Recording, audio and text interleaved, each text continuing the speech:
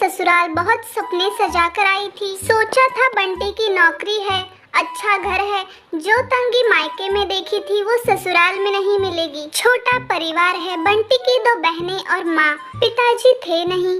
ससुराल में राज करूंगी। कुछ दिन बहुत अच्छे बीते, मगर एक दिन पता चला कि बंटी की नौकरी छूट गई। सारे सपने हवा हो गए। अभी हम क्या करें बंटी, खर्चा कैसे चलेगा? अभी तुम्हारी 2 जवान बहनें भी कुंवारी हैं, उनकी भी शादी करनी पड़ेगी। क्या करूं टुनटुनी, कंपनी घाटे में चल रही थी इसलिए बंद हो गई।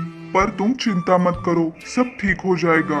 2 साल बीत गए पर बंटी को कहीं काम नहीं मिला।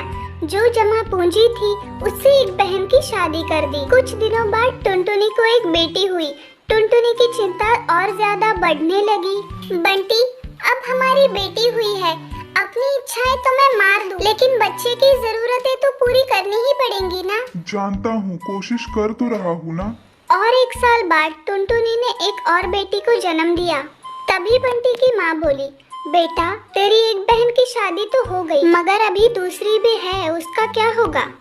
माँ, ये घोंसला बेच देते हैं, कुछ दिन किराए पर रह लेंगे। मैं क्या करूँ, दिन रात मेहनत करता हूँ लेकिन कहीं काम मिल ही नहीं रहा। बंटी, बहनों के लिए आप मकान बेच रहे हो, हमारी भी 2 बेटियां हुई हैं, उनके लिए क्या बेचोगे? टुनटुनी, मैं पढ़ा लिखा हूँ, तुम क्या सोचती हो कि मैं अब ठेला लगाऊंगा? ये मुझसे नहीं होगा। टुनटुनी रोने लगी और बोली,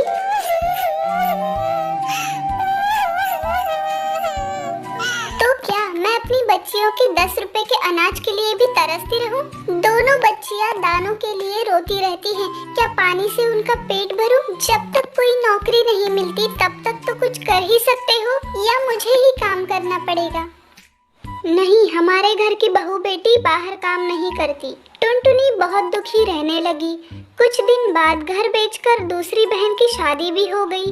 अब तो रोज ही टुनटुनी और बंटी के बीच लड़ाई होने लगी। बेरोजगारी से तंग आकर बंटी ने आत्महत्या कर ली। टुनटुनी के सारे सपने टूट गए।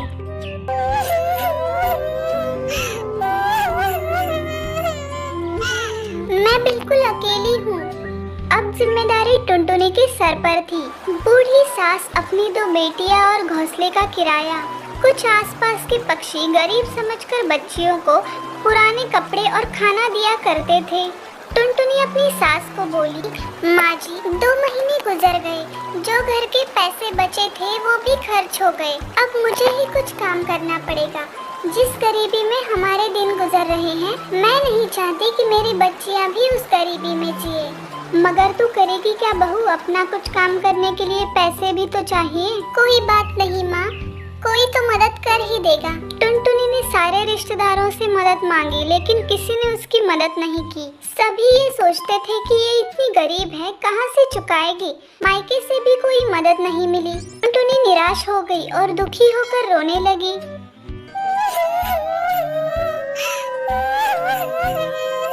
मैं अपने बच्चों को भूखा नहीं मरने दूंगी, कुछ न कुछ तो करूंगी, लेकिन इतने से पैसों में क्या काम करूं? एक दिन उसे उसी के जंगल का एक चिड़ा गोलू मिला। वो शादी से पहले टुनटुनी को बहुत पसंद करता था, लेकिन उससे कभी कुछ कह नहीं पाया था। अरे टुनटुनी, कैसी हो? और यहाँ कैसे? और ये क्या हाल बना के रखा है तुमने अपना? गोलू, मैं ठीक हूँ, मैं यहाँ पास में ही किराए पर रहती हूँ। मगर तुम्हारे पति तो नौकरी करते थे, फिर किराए पर कैसे?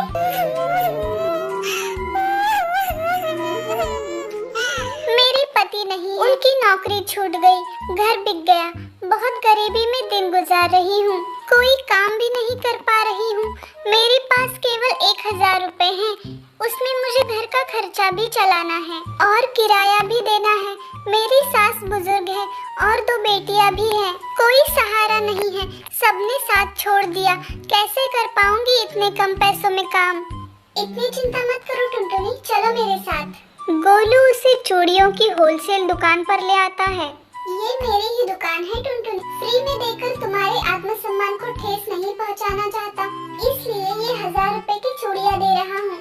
बाजार में इनका रेट बहुत ज्यादा है, पर मैं तुम्हें ये आधे रेट में दे रहा हूँ। ये बहुत सुंदर चूड़ियां हैं, पहले तुम इसे 20 रुपए डजन बेचना और जैसे ही मुनाफा दिखाई दे इसे इसे 30 रुपए दर्जन बेचना। टुनटुनी बहुत खुश हुई। उसके सारे परेशानियों का हल जो उसे मिल चुका था, वो चूड़ियाँ बेचने लगी। चूड़ी ले लो, चूड़ी, बहुत रंग बिरंगी चूड़ी ले लो। वजह से ही मैं आज अपनी गृहस्थी चला रही हूँ, नहीं तो भूखे मरने की नौबत आ गई थी।